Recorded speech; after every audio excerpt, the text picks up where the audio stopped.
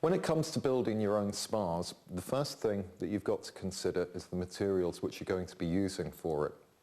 Ideally, you're going to be using Douglas fir, or if you've got really deep pockets, spruce.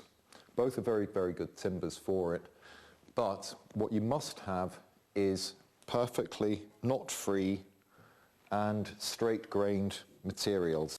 We will make the spars from 2 pieces of wood. The reason that we do this is so that any weaknesses are countered by gluing together 2 sections of wood with different characteristics. Ideally, you should choose 2 lengths from different planks. But if you cut them both from one plank, then simply reverse one piece so that any flaws are not mirrored. What we want is for the grain pattern to be running at 90 degrees. This is pretty close, probably about as close as we could wish for. Now we can glue and clamp the 2 pieces of timber using epoxy with microfibers.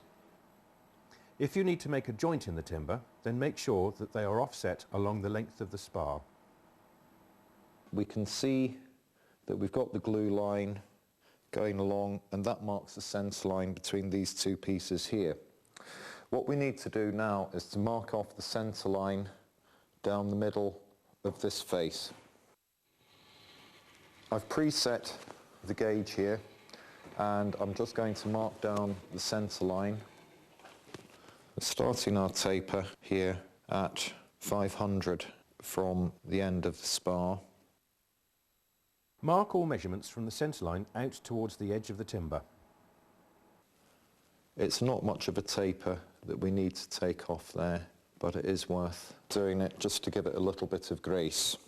We've got here our old friend, a bit of curtain rail. So gently clamp that on right up to the edge.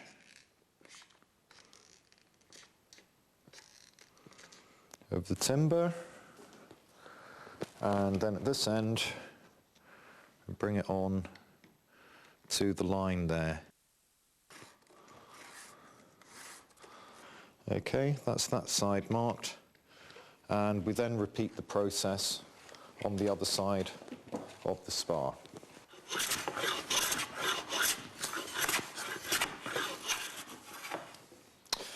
Right, I think we've got that down close enough to the line there. The next thing that we need to do is to mark out the same curve on this planed face so that we're bringing the whole of the mast up to the taper. We've finished doing our planing of the taper there now. You should be able to see that. What we're going to do now is to use a spar gauge to mark off a perfect octagon so that we can start planing it down again. You can make a simple spar gauge using a piece of wood, 2 pens or pencils, and 2 large nails as shown here. Position the pencil points 10 units apart and the inside edge of the nails 7 units from the points of the pencils. This will give you the correct ratio to produce a perfect octagon. The size of the unit for the gauge we made was 1/2 centimetre. As you run a gauge down a taper, keeping the guide tight against the spar, the gauge will change angle and the correct ratio will be maintained.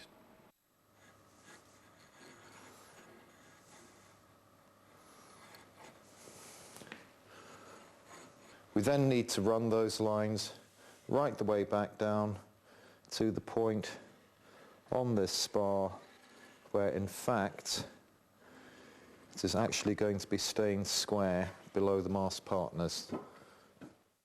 Once we've finished marking off using the gauge, take this away and plane it down so that we've got our perfect octagon, from which we're then going to work on to getting it into a circular shape. Here's another spar that we've already planed down. It happens to be the boom for the cobble. You can see how it fits into these blocks, which just 90-degree cut. They can be clamped or screwed down onto a workbench to hold the spar securely while you're planing it. The process from here is, having got it to this octagonal shape, is that you then plane each of these points down until you're getting it close to circular. As you can see, with a very, very finely set plane, And you'll be surprised, it's quite a quick process if you can sit down and ignore everything else. This spa took, I think, about an hour and a half to do, from more or less from the start. Then we put the plane aside and get some coarse sandpaper. And what we do there is the same process.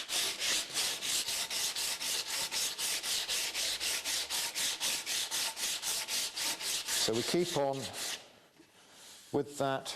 We go through from coarse to medium to fine grit sandpaper, get ourselves a really good finish, and then we can start varnishing it. And give ourselves a nicely finished spa like this.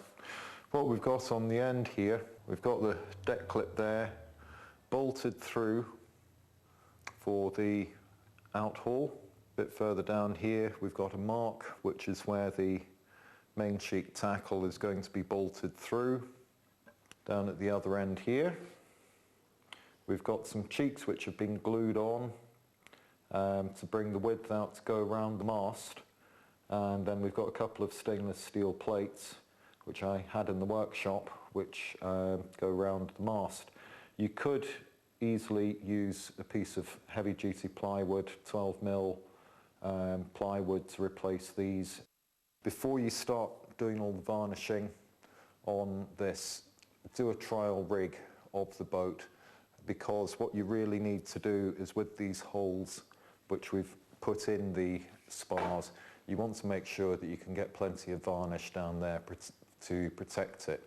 Probably needs even more protection from water than the outside of the spar, because the water, if it gets into those holes, won't evaporate very easily, and if it sits in there, that's where you're going to get rot.